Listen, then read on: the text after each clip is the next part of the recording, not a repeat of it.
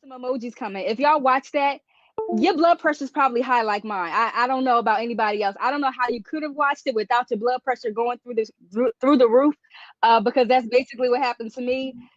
Honestly, I couldn't watch the end, so my guest is probably going to be a little upset with me. But yeah, so we're going to be talking about Malcolm and Marie. But without further ado, I have a special guest here. This is my Philly friend, Phillip Roundtree, and I cannot wait to have them here as a guest. Come on in the room, Phil. Phil. What's happening? Hold on. I gotta put. I didn't know how you was gonna be giving it up. You know what I mean? And it's the first episode, so I got to put my Malcolm X glasses on because I see it's about to get real in here. So I got to switch them up. I tried to hit you with the pink for the AKA. You know what I mean? But now I got to go to the black glasses. Listen, go to the black glasses because we got a lot to talk about. We got a whole lot to talk about. Y'all, This is my Philly friend. I'm over here trying to set up for Instagram as well, but this is my Philly friend. But listen, Phil, I got a bone to pick with you. Before we get into this live, I got something I want to say, something to get off my chest. And this is real life, y'all. This ain't scripted. I feel like ever since I moved from Philly, Phil, I feel like we're not real friends anymore. Like, you don't call, you don't text, you don't check up on me. Like, we used to be like two peas in a pod. Like, I don't understand what happened to our relationship. Word. So this is my first time being told that you moved. You know what I mean? Like, this is new to me. I don't know where you are. You like Carmen Sandiego with it. Stop. So where are you? You're in Hollywood, ain't you? I'm in Hollywood. Yes, I am in Hollywood, Phil. Makes sense. You in Hollywood now. I'm regular. I'm still regular Phil. I'm in my daughter's room. That's what I do. I don't got the fancy background. This is from Amazon, first of all. But nah, Phil was the homie. But I do I want us to rekindle that relationship that we once had, y'all. We met at a dope coffee shop, Uncle Bobby's in Philly, and we just had like lots of great conversations there. So I want today to be the same vibe. So we're getting into it. Listen, Malcolm and Marie. First of all, I want to start off with the good stuff, Phil. So like, what are some aspects of the movie that you really enjoy? I'm sorry, for those of you who haven't seen Malcolm and Marie. So it's basically a Netflix film with Zendaya and I don't know the male actor's name. Do you know, Phil? Lil Denzel. Lil Denzel, okay. Yeah, he's Denzel's son. So Denzel is I think it's John David Washington. Okay, that's cute. All right, so what we're gonna do is we're talking about this film, and essentially what it is we're being taken through the highs and lows of a night after they came home from this actor's movie premiere. So he and his partner were home, and it was basically a series of arguments throughout the entire movie. They had really high highs and really low lows that entire night, and it was just exhausting going through all the arguments. So that is the gist of the movie. Spoiler alert, if you haven't seen it, we're going to be talking about some specific scenes. But yeah, so Phil, tell me about like what are some of the good things about the movie that you enjoyed? So I'm glad you started with the good things because as therapists, right? We I know me personally, I always like to start with love, right? Start about the positive things that I always ask the clients that I work with, identify something. Hold on. It's a little echo. Might not be able to do it. Yeah. Is it echoing on your? Yeah, it's echoing. So it's cool. They'll okay. All right. Yeah, they'll be all right. So as a therapist, I always like to start with love, right? I have my clients identify. So I'm a therapist by trade. I'm a professor. I'm a scholar activist. I do it all. And so I like to start with love because so often we can focus on the negative things that's taking place in life, right? Like this movie. And so, but it's going to be the things, the positive things, the healthy things that take place in our life that we really got to lean into, especially during those difficult times. So that's why I always like to start with love. So I think it's apropos that you're doing that right now. So in starting with love, I thought it was a beautiful film. Is it cinematography wise? Yes, right. I thought the black and white was beautiful. I thought some of the ways that the camera tricks that they did, like specifically at the end of the movie, where it was like so it's cool. They'll see them, but it was beautiful to watch. It reminded me of Moonlight. I thought Moonlight was a so in starting with film. to watch. I haven't seen that. You haven't seen Moonlight? Mm-mm. Oh man, Moonlight is a great film. It's a great film. I love the acting, right? I thought Zendaya and JD Washington did an amazing job. This is my first time. See, I'm in my daughter's room right now, right? And she loves Zendaya. She knows her from the Disney Channel. And so to see her in her first adult role, it was Yes, like, oh wow, she's not a little girl, right? That I'm used to watching on the she did Disney that.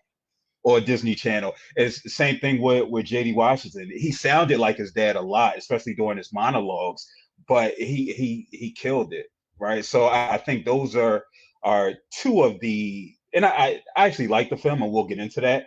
But I thought those were two things that really stood out: the acting and the Yeah. cinematography. What about you?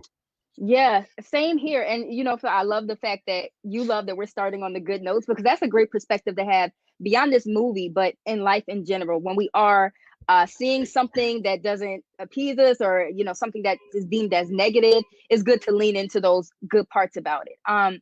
So I'm on the same page as you. That is my first time seeing Zendaya in that all grown up role. Like I'm used to seeing her in the kid shows, Nickelodeon, Disney Channel, but like she really acted. Like I really love how she connected with that character and really exuded everything that we felt, the emotions that she was feeling.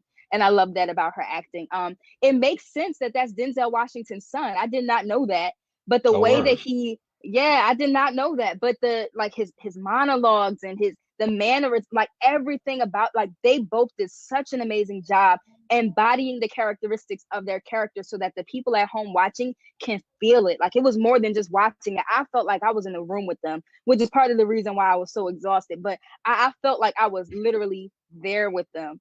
I love the fact that they kept the movie in black and white. Like that was telling in itself to me. Like it was just very like drab. It did something to the mood, just keeping it in black and white the entire time. I loved that.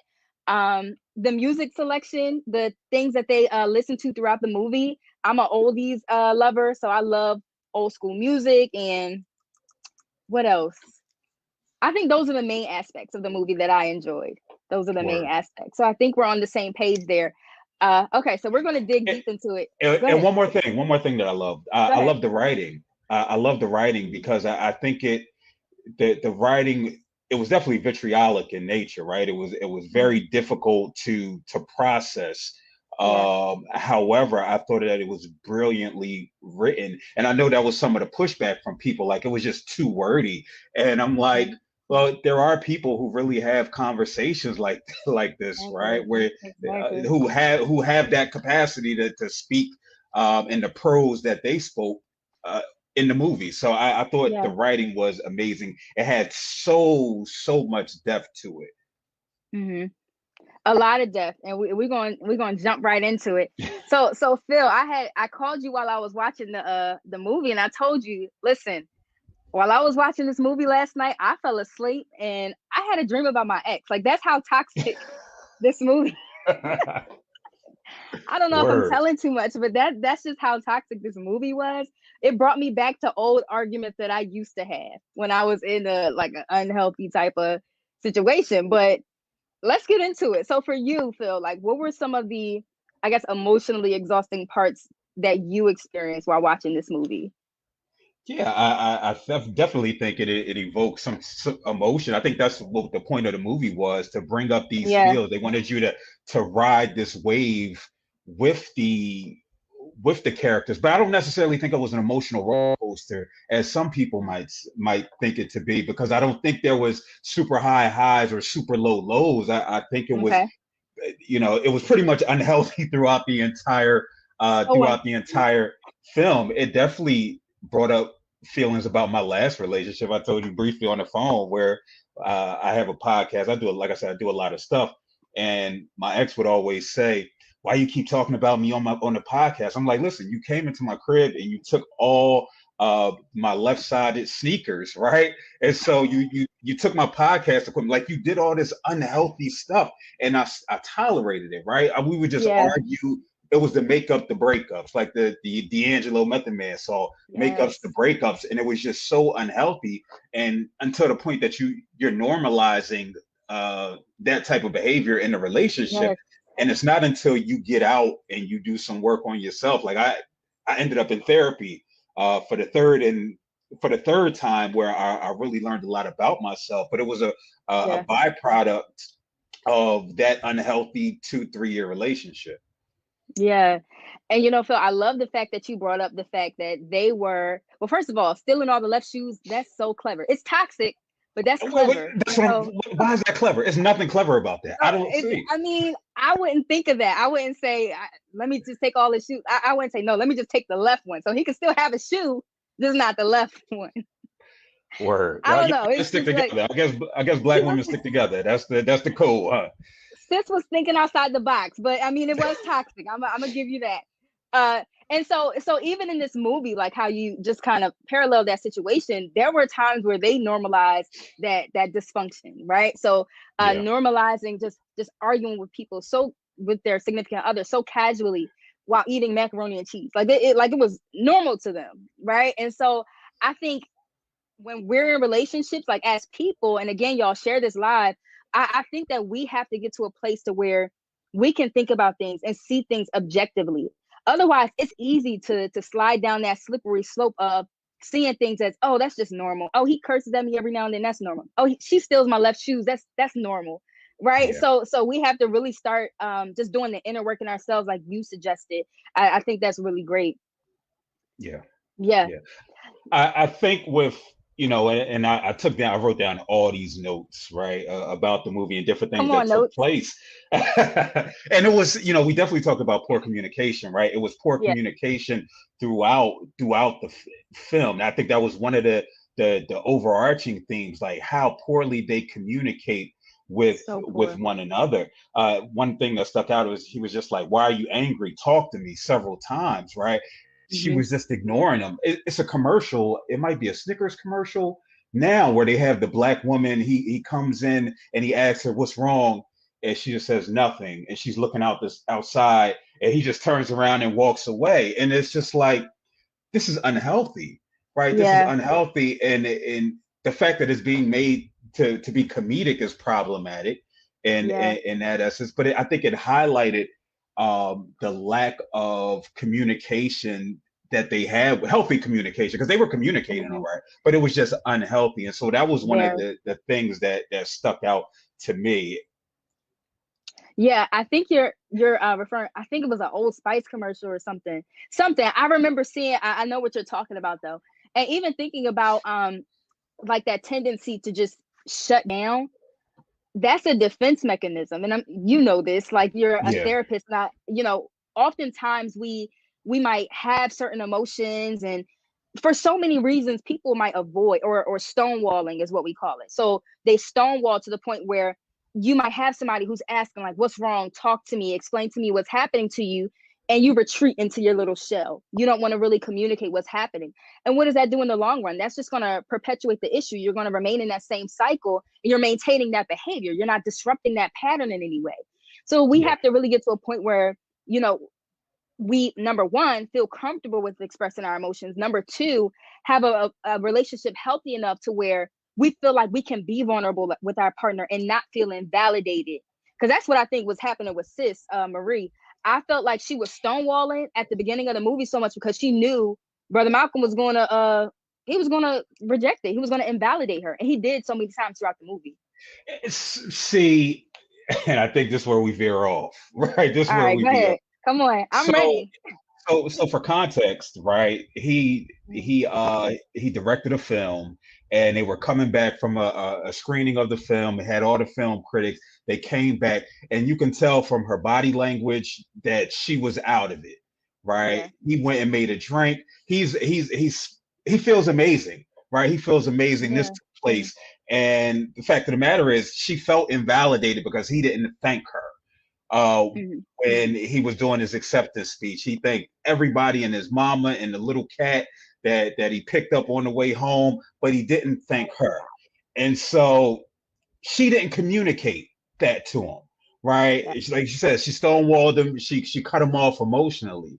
And so he was an intense character. And I think this is important to to recognize. I can speak about the men that I've come in contact with. I do a lot of work with men, and the same level of intensity that makes them successful in the various areas of their lives, it also tends to seep into their intimate and interpersonal relationships. And so that same intensity that helped him make a brilliant film is another reason why that relationship was so toxic. And so I think in that moment, again, we could do chicken and egg the entire film, right? Who did what? Because he would go off, then she would go off, then he would go off. They were just picking with each other because they recognized the triggers for one another. But I do think if she would have just said, listen, this is what took place, right? While she was making the mac and cheese, it may have quelled a lot of what took place later in the film. I'm not making excuses for them, but I'm holding everybody accountable. Yeah. No, I hear that, and I accept that. I think that if she were to like verbalize what she was experiencing, they may have had a different outcome. I also find problematic the fact that when they got home, like he was on a high. I think it was great. He was excited about what he had accomplished. And also he was so excited and retreating into his own world that he didn't even notice that sis was upset until like after she started making the macaroni and cheese. And it just baffled me, like how out of tune you can be with your partner to the point where you don't even notice their emotions, their highs, their lows. If you're going to be in a healthy relationship, it's important to have some emotional intelligence to where you can know like what your partner is experiencing. Yeah, yeah, and that's why I'm critical of Will Smith. You know what I mean? Just because he can't just be this perfect. He can't. I'm sorry, he can't be this perfect. But one thing that both he and Jada brought up, and I guess the entanglement showed they not perfect at all, right? But what they brought up is that when they have beef with one another, they had a conversation about how they're going to handle discord in their relationship. And they said, listen, if we're upset, we're not going to talk. We're going to take our time. We're going to go somewhere for another room for 30 minutes. We're not going to even attempt it because it's not going to be productive. And what doesn't happen a lot of times in relationships is that people don't have this understanding. They're not talking, but they're not being preemptive with how they're going to handle conflict, right? And you don't recognize. And so it becomes an issue when you have somebody like JD Washington, who wants to talk about it right here and now, and Zendaya needs time, right? She wants to talk about it when she's ready. They don't have this understanding of one another. Or if they do have this understanding, they just ignore it. There's no boundaries related to it. And again, it breeds conflict. Yeah. I feel like, oh man, this conversation can go in so many directions. But I mean, you hit the nail on the head there. I think it was boundaries and the fact that she didn't communicate how she was feeling. And, in so many ways, like her idea that she would be invalidated was reinforced simply because she avoided, like she didn't give Malcolm the opportunity to disprove that belief that she had that like what I'm about to say is going to be torn down or invalidated in any way. But yeah, you said a couple of great things there. I want us to move into some of the things you already talked about, which was like how have their personal traumas impacted their ability to communicate with one another and to have a healthy functioning relationship. Yeah, and again, this is why I say the writing is so brilliant and why I enjoyed the film, even though I will never watch it again. I have no use for it ever again in life. But I think the depth of the writing and the characters and the monologues gave insight to the things that they experienced prior to. So we know that Zendaya had an addiction to prescription medication, right? We know that he had difficulties in relationships. He felt insecure. He had low self-esteem, which again, for so many black men in particular, I have to excel at my work, especially if things in my personal life aren't going well. I need something to go right somewhere, even if it's at the expense of my partner or even my own internal peace, my own internal happiness. And so their individual traumas, it was that trauma bonding that we talk about, where she was she knew how to cut him with words, right? She called him They abusive both so many, did. but yeah, oh yeah. But she would be a little sly with it, right? She would just say, "You're just so emotionally abusive. You're manipulative." It was just like, whoa, okay, I got it. Now his was different. He would talk about his past experiences with other women, and so their approach was different to the same thing, where Yeah. they wanted to really tear each other down. Um, just because they were hurting and they wanted you to see how much they were hurting, right? And we do that Yeah. often in relationships where it's just like, I'm hurting. I need you to see how much I'm hurting. So I have to hurt you, whether I'm doing Yeah. it consciously or unconsciously. And it came through so many times. What you think? So many times. No, so many times. And I think even the simple fact that you brought it up, like she had a prescription addiction, he had like relational trauma and so with so many different women, they met each other in the midst of their traumas. And that's essentially like what you were saying, like a trauma bond is. And I think if they would have took some time to like really be individuals and to take time to like heal from whatever it is that they were experiencing and to not bond over the trauma that they were experiencing, I think that could have had played an impactful role in the way that they communicate even today. So often we don't realize how, I mean, at the end of the day, we come into relationships with our past experiences, right? So those good experiences that we've had, those negative experiences with that we had, those traumatic experiences that we had. Therefore, if we're not doing the inner work, it's going to unfold like Marie and Malcolm. Like there are ways that people can bond over traumas. There are ways that we can overlook trauma, and sometimes we throw it in each other's faces in the midst of an argument. And I think that was probably the trigger for me, Phil, like during the argument when they would just throw each other's past in their face like that. That's below the belt, honestly. That's below the belt. Yeah, yeah, Yeah. yeah. That was hard. I remember the Yes. tub scene where he was like, "Oh, word, this what you want to do? Like, you don't want to do I this. was All right, like, let me tell you about old girl in St. Louis who I had her in every which way. Let me tell you about old girl." And people, it was more about sexuality and intimacy that he yeah, was speaking to. Right. This was my ex that I rode a bike with. This is just so many different ways to communicate. He was speaking directly to his relationships with other women because again, he might yeah, have validated himself and his identity was steeped in his relationship with women outside of the fact that I think he was an alcoholic, right? Because he had about 5 or 6 drinks wow. throughout that I didn't entire pick up on that. word. Yeah, Yeah, he had about 5 or 6 drinks throughout that entire movie, and they were husky drinks, and I think that added to the vitriol that he spit. But I noticed she didn't drink, right? Because mm-mm. she's in recovery, and so she's probably not engaging in that, and so that's also an added layer of stress and an added layer of pressure between them. She called him an Yeah. emotional support dog, right? I And missed that. And yeah, emotional support, that's disrespectful. yeah, but it makes sense because like he has this savior complex, right? Where Yeah. he it's that 12, and this the Sam Levinson who wrote the film and directed it. He got a lot of pushback about the age difference between Zendaya and John David Washington. It's like a 12-year Mhm. age gap. And people are like, why, Okay. why? She's a little girl, like she's on Disney Junior. But the fact is, that was a part of the power struggle that existed because he's that older man. I took you off the streets from being a pill popper. You should be grateful and thankful. I have you up here in this mansion. And she needs that, it could be that daddy figure, right? Yeah. Somebody who believed in her. So she might feel loyal to that Hmm. because he believed in me when nobody else did. Right. And Yeah. so we have that taking place. Yeah.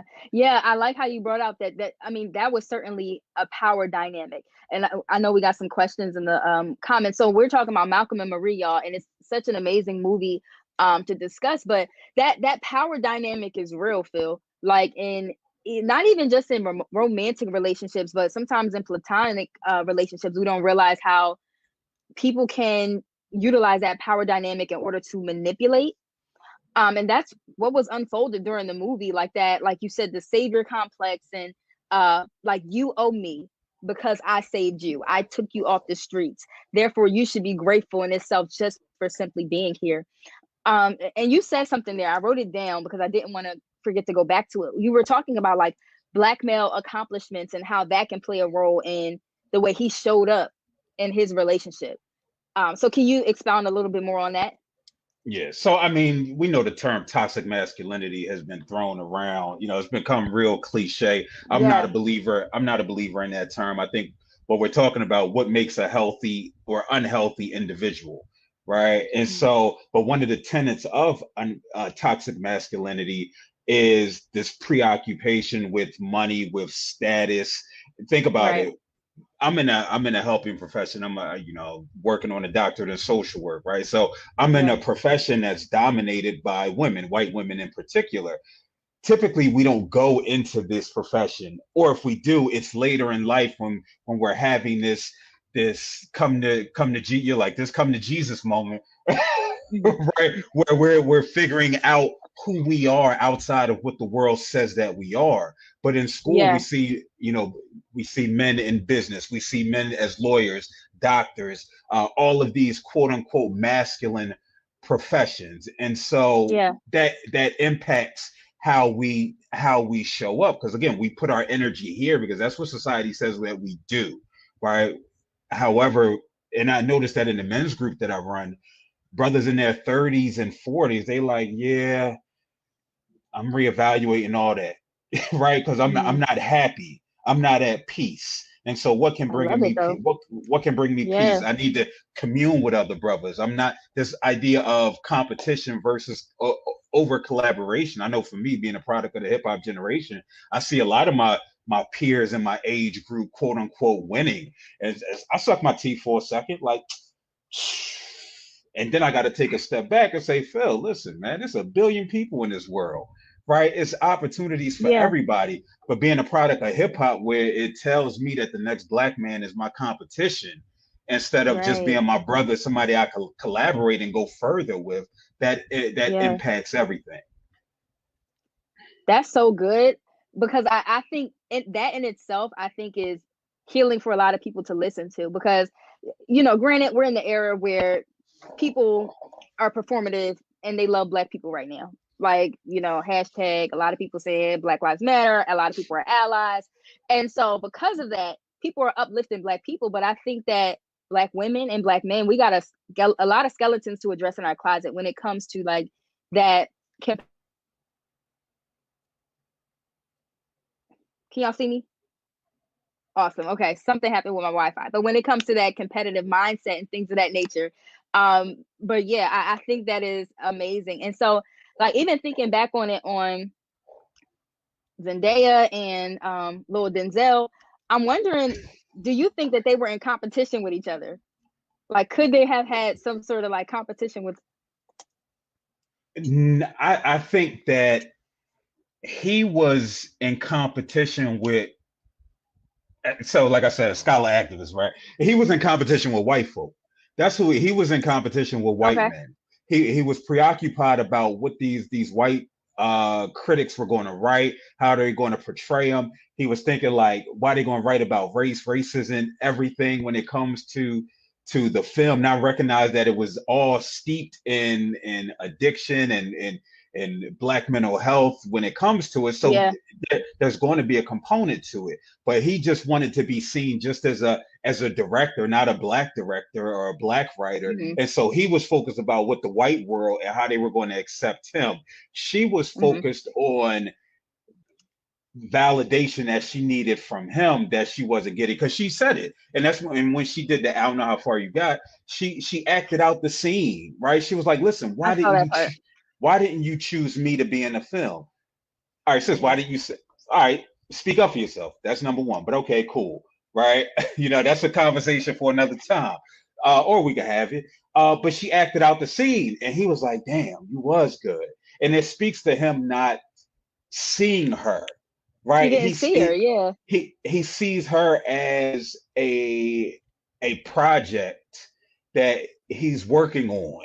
She's another film to him, right? Instead of a partner, somebody who they can build each other up. No, that's just another project that he had, and that's how he treated her and her emotions. Yeah. I know full well, being a social worker. I remember it. Uh, I was an intern. This when I was doing my bachelor's degree, and I was having issues with a young lady I was seeing, and so I went to my supervisor. He was an old head, and he was like, "Phil, listen, man." He was like, we got social work degrees. He was like, and what that means is in every area of our lives, we try to fix people, right? Just because we're just helpers by nature.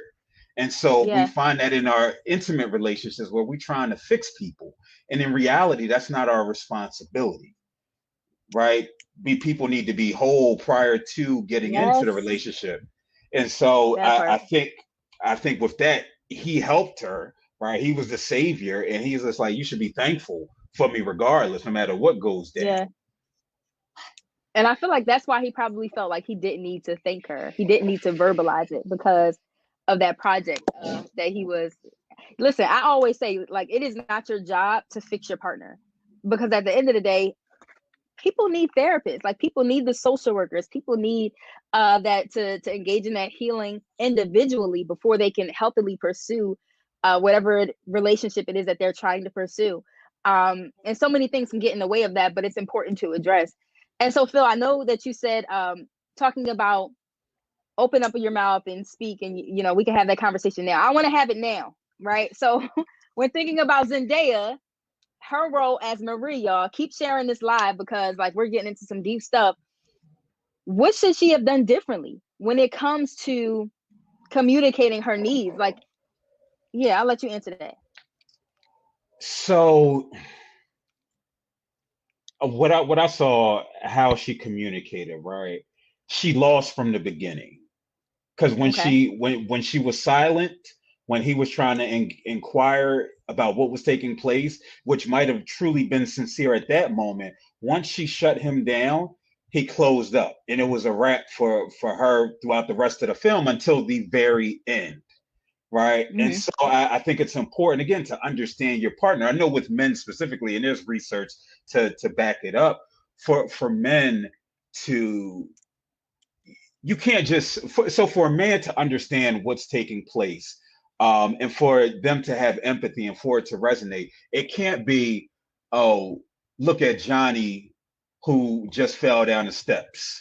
They're going to look at him like, oh, all right, Johnny fell down the steps. No, you have to relate it to them. So look at Johnny fell down the steps. Remember when you fell down the steps during that time, and it has to be relatable. And so then they can be introspective and think about it, right? And so she never truly gave him that opportunity to do that, because again, she was she was cutthroat with her words. And so that shut him down. And then he was already sauced up. So they shouldn't have been having a conversation while anybody is under the influence anyway, because nothing healthy or productive is going to come out of that. That was problematic in itself. And the fact that he continued to drink throughout the session. But listen, you're teaching me something when it comes to communicating with men and, discussing things that resonates with them. And that way it helps the empathy, and whatever you said, you said it well, right? And so when thinking about ways that women or whoever, like that, how we're communicating to men, it sounds like what you're saying is we need to clearly articulate what it is that we're trying to explain, and then reflect it in a sense to where it resonates with that person. Otherwise, it won't sit well. It won't sit as well, and they won't be able to internalize what we're experiencing. Go ahead. Word. So I was sitting, I was watching a film yesterday with my partner Zakia, shout out to her. And I think it highlighted, it was a specific scene it was like the aha. We just think different. And I'm never one of those when men are from Mars, women are from Venus, but we was watching it and she went through this whole spiel and she called him a mediocre filmmaker in the midst of it. And she called him every name in the book. And when it was over, he was like, wait, so you really think I'm mediocre? And I was thinking it in my head, right? Like, damn, why she call him mediocre? Ignoring everything else that was being said. And my partner thought the same thing, but from the opposite end, like, damn, that's all you saw. And for me, I'm like, yeah, I understand it because I put so much effort into this identity. And the one thing that I might feel that I'm confident about and successful about, or conversely, I don't feel confident about, right? I'm trying to figure out my place in this. And so if the person that I love the most is calling me mediocre, then what am I doing here? Right? I gotta, maybe I gotta do something else. So she was challenging who he was and who he thought he was. And so I just thought that was so interesting that her and I saw from his perspective, like, damn, why you call me? You could curse me out. Just don't call me mediocre. Right? Yeah. So That took a hit to his ego. Yeah. And that's what I wrote here. I said ego is a mother sucker. And we gotta realize that. I mean, we all have ego in one way or another, but especially with the roles that we over identify with, right? So for him, it's acting. For her, I don't even know if she over identifies with the role. I think but that's part of her issue. She just trying to figure out what her identity is, who she is, because she was an addict. That was her identity at one point. Now she's not an addict anymore, and now I'm just Malcolm's girlfriend who he doesn't even think. Right. That's so good, yo. I think that was probably the main issue that we were seeing, because she feels like she's in this man's shadow, and then bringing up, what's the girl's name? Taylor. So y'all, so those who didn't see the movie, so Taylor is one of his actresses that was in the movie, and they were like side by side on the red carpet or whatever, doing interviews and such. And I think she was jealous of Taylor's position because Taylor was a great actress. She did well in the movie, and so homegirl Zendaya was still trying to figure out, okay, what is my identity? What is my role? Where do I fit in this picture? And because she didn't know where she fit in this picture, I think that took a hit to her ego as well. So we have two people in a relationship with fragmented egos who are trying to have a healthy relationship with one another, which is a recipe for disaster in itself. Yeah, and what stood out, she brought up an example about just his personality, and again, it goes to understanding the person you're with, right? Yeah. She was like, I mean, Malcolm, if you saw me out with another guy, you would just come up. You wouldn't get jealous. You wouldn't say anything. You'd just be like, oh, all right, well, I'm ready to go. You wouldn't inquire as to who he is. Like, why don't you fight for me, Malcolm? Right? And that was her, again, that was her thing, where she doesn't feel that he's as invested in her as a person. Talk about the model. One of the friends said she's like a model. Right? And again, what is that saying? That you're just a trophy person, right? You're just on my arm. You don't necessarily bring anything else to the table except your beauty. And what was interesting was how did they work through those things? And they worked through it through the sexual intimacy. That's how they worked through their problems. And she said it. She was like, I mean, sex is the best thing that's happening with us. And it was just like, I know for me, was if that I at would the have, end? Yeah. That was roughly, that was roughly around at the end, because they would have these intimate moments where they would connect, and you can see the care that was there. I don't necessarily know. I don't want to say love, right? Because I'm not in there. I don't know what they're feeling. You can see the care and the adoration for one another. But you can also see that toxicity that existed. Yes. Yeah, Phil. So listen, that was my next question. So they had a very problematic way of trying to overcome these like small spats, these small arguments that they had throughout the night. So it was like they would have a super high where they were coming at each other, bringing up their past, and then somehow or another, they would try to get intimate, like they would try to have sex, or they would get a drink, or go outside and smoke a cigarette. Like all these superficial ways of placing a band-aid over what was happening. And I think that was one of the reasons why we saw them in this loop, because nobody was really getting to the root of the issue. They would just argue, do something to avoid it, engage in sex, and then argue again. Like nobody's addressing what's the root cause. And so I'm wondering, like, what were your thoughts on their tendency to engage in these problematic problem solving strategies? Yeah, I mean, with you being Queen Petty, I thought you would like the playing of the music that represented how they felt.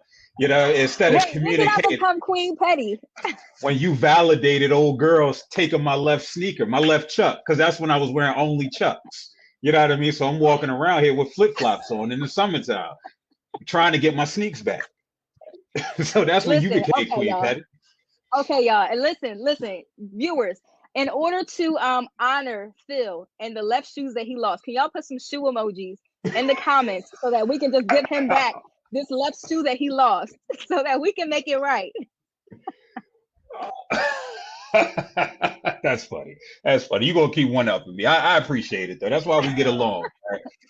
But yeah, the music, I thought that was childish, and it showed that they had no healthy problem solving skills. I mean, we knew it already because he was tearing the Mac up, but not taking time away from. He had more attention and focus on the mac and cheese that he was tearing up again because he was drunk. Yes. As opposed to having this conversation. And so, and Jay Curtis, shout out to you, Jay Curtis, for posting the white Chuck in the in the chat in the chat. But yeah, so just those ways that they weren't problem solving. They were just creating more No. drama. It was a game of who can one up who throughout the entire film. Yeah. Right. Where not recognizing that both of them lose at the end of it.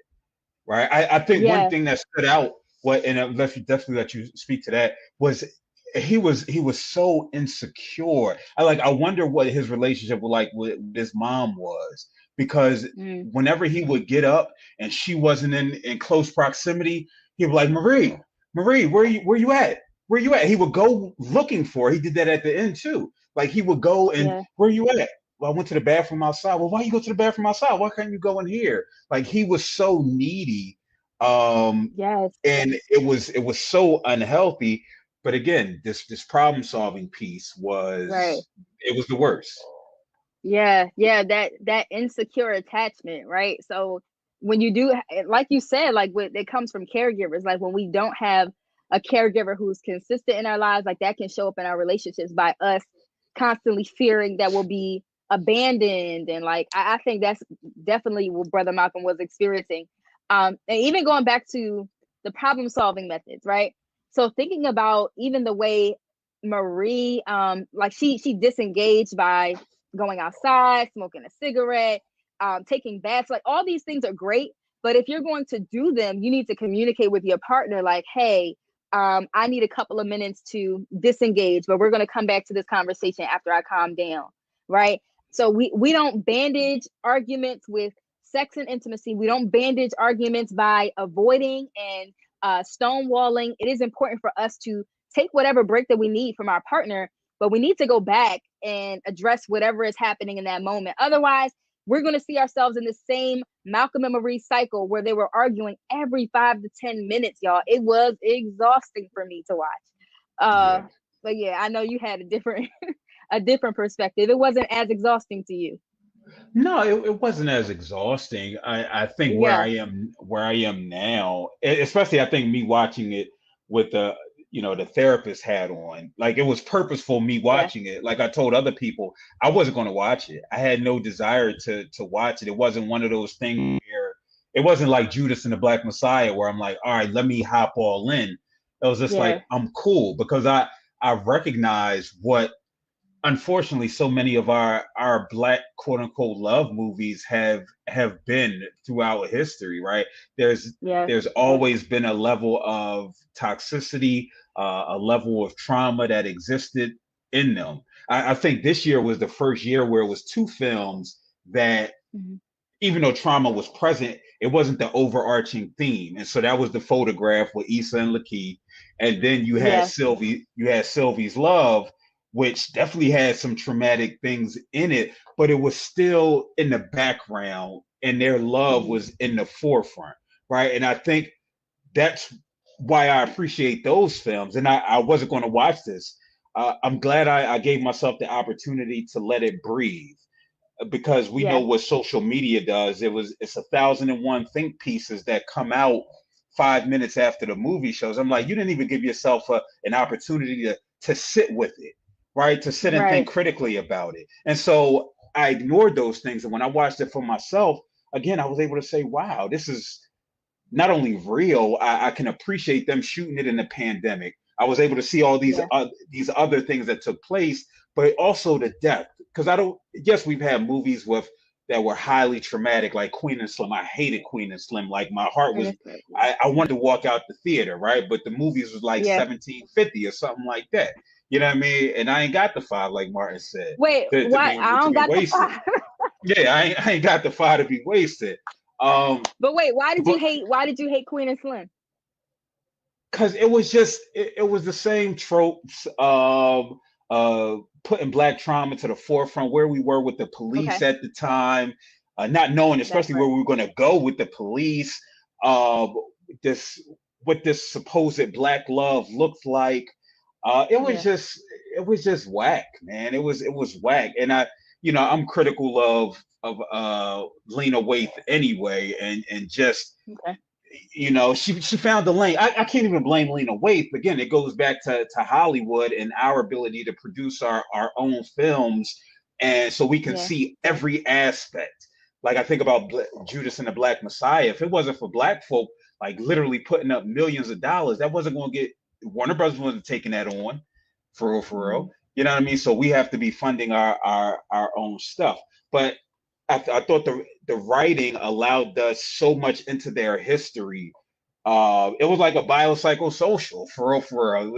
It was so much there to where Yeah, it was.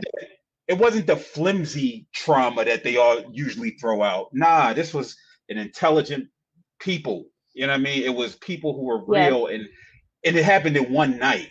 And we so often we see it over the course of years in these movies. This was one night, and we've had those Yes. nights where y'all just beefing back and forth, and nobody wants to be the first to say goodbye. I don't know who sang that, but I know it's a song by a Negro. Go ahead.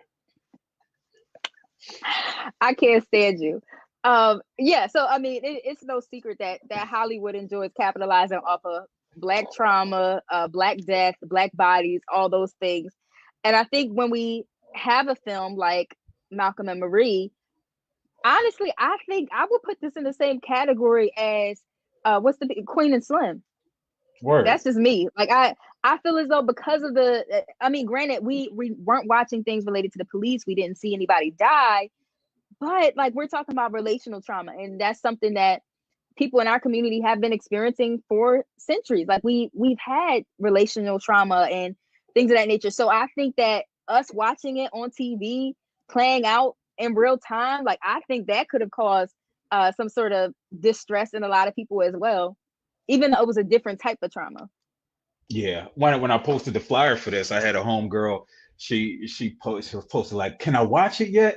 And I was like, "Nah, you can't watch it." Why? Because she had a history of domestic violence, right? Because that was Okay. domestic Yeah, abuse taking place in this movie. And so I told her like, "Nah, absolutely. B, like, don't watch this. Like, this is not entertainment, right? I don't do Yes. recreation. For me personally, I'm about to sit here and lie. I'm gonna say it anyway. I don't do recreational trauma for entertainment. However, I do Mhm. watch First 48 and stuff. You know what I mean? I don't know why. I think I just like crime shows. But if I can help it, I'm not going to willingly watch recreational trauma. But with this, Yeah. I thought it was so many other things that was taking place that made it a beautiful film. I thought you saw Hmm. Zendaya become a woman as an actor. I thought you saw Yeah. John David Washington, who starred he was in Ballers, where he's just an athlete, right? Forgettable. I didn't see his Hmm. last movie, but in this film, this was like 10-minute monologues giving off all this emotion. Like I All felt, the emotion. right? I Yeah. felt it, and it wasn't in a cheesy way. I thought it was very Yeah. artistically well done, and so that's why I'm able to say it's not Queen and Slim, because it's just like it was just whack, right? It wasn't no Hmm. depth to the characters. In this film, I thought they did. Okay. Okay. And so, okay, so with that, I noticed that, and I'm kind of going in a different direction. I noticed that their issues went beyond just the relationship and how they showed up with one another. Like even when he was looking for like something as simple as the MasterCard or his credit card or whatever, like he demonstrated very poor communication with that. He wasn't angry at anybody. He was just frustrated. Like where's my credit card? Blah blah blah, and just yelling at the top of his lungs. So I think that just speaks to how, what we were seeing, like the stonewalling and avoidance, just poor communication and fluctuating your voice, and like all those different things showed up in different areas of their lives. And it wasn't just in this romantic relationship. Reasons why it's so important to, pursue healing when we need it, or pursue healing in general, so that we can show up in our relationships healthily. If you do it outside your relationship, 9 times out of 10 is going to come into that relationship that you're in. So it's so important for us to just start to address that. Yeah, yeah. Like she told him, she said, I don't even want to do this with you because you can't Am I frozen? de-escalate. No, you good, you good. She was like, I don't even want to do this with you. She's And this was early on. She was like, because you don't know how to de-escalate. You know what I mean? And we see that. And I was like that at one point, right? Like I think that's the same thing that makes me amazing, right? My passion. I yeah, just call it straight up passion, and I throw it into every area. But I recognized in relationships it okay, wasn't necessarily serving me. I wasn't as harsh as he was, but I can be, I do get in my bag where I ignore, right? I could go a whole day without ignoring, so without Philly, saying anything, because I just don't have nothing to say. You know what I mean? yeah, But I recognize that's not necessarily healthy for a relationship. yeah, Looking for his wallet, I know that pressure, right? Because he's like, yo, my career is in the balance. Even though I know yeah, she's gonna say all great things, I still need to see it. And so she had to keep the composure. Babe, listen, check here. Did you check? Where was the last time you was at? She was able to put mhm. herself aside, which again, that's a running That was theme. beautiful. She Yeah, continues, but also it wasn't because she continues to put herself in the back burner on the back yeah, to appease him and probably anybody else in her life, right? hmm, And so, yeah, that was a real scene. But again, I've been there yeah, before, looking for my yeah. sneaker. I well, we got some sneakers for you in the comment section, so hopefully we can rectify that situation for you. Uh, nah, like Phil, honestly, like we can be here all day, like Word. deciphering this film, because it was so many moving parts, and I just love where your brain goes when it comes to just dissecting these types of films. How about you come back and we talk about Judas and Messiah, because I haven't seen it yet. Oh, word. Yeah, yeah, yeah. I just had an amazing conversation with uh Rosa Clemente, who she's an associate producer on the film. She actually ran for Oh, that's dope. vice president of the Green Party back in 2008. So that was against like Obama and them. She's an amazing scholar, activist, a good brother here in Philly, Gabriel Bryant, who's doing dope things on his own. Then I had a Oh yeah. professor of African American history, Dr. Anya Love. He was on, and we just had this conversation for about an hour and a half about Fred Hampton Jr. and the film and white supremacy. It was just and Black history. It was just amazing. So you can check that out on YouTube at Phil MSW. So Yes. definitely go on there and check that out. Okay. Yes, I need to check it out. So Phil, tell us everything that you have going on. Where can the people find you? Like, we Oh, want to stay word. connected. Word. I'm everywhere. I'm never scared. Ain't that what y'all man Jay Z? Let's have a Jay Z conversation on how he's bad for the black community. I digress though. I we agree there. We agree there. I mean, we can name a lot of rappers who are bad for the black community. I'm a hip hop fan though, but like it's just a lot of toxicity perpetuated because of, Oh yeah, for sure. But Jay yeah. takes it to another level. He's at another level. He's Okay. a billionaire white man Jay. But no, check me out Wait, on. wait, You can wait. check, Explain that. We can't end on that note. Just explain that just a little bit.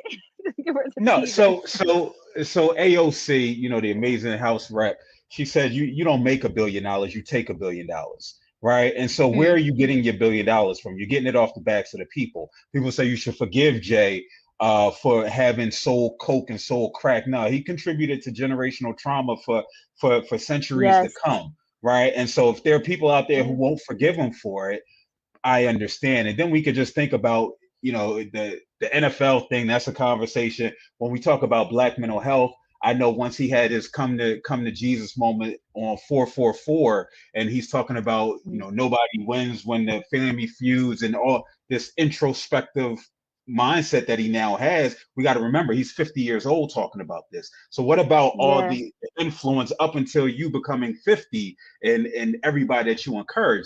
My mother bought me a $250 Reggie Thea Chicago Bulls throwback jersey, and I had to get rid of it because Jay said no more jerseys. We doing button ups, right? And so I couldn't get in anywhere.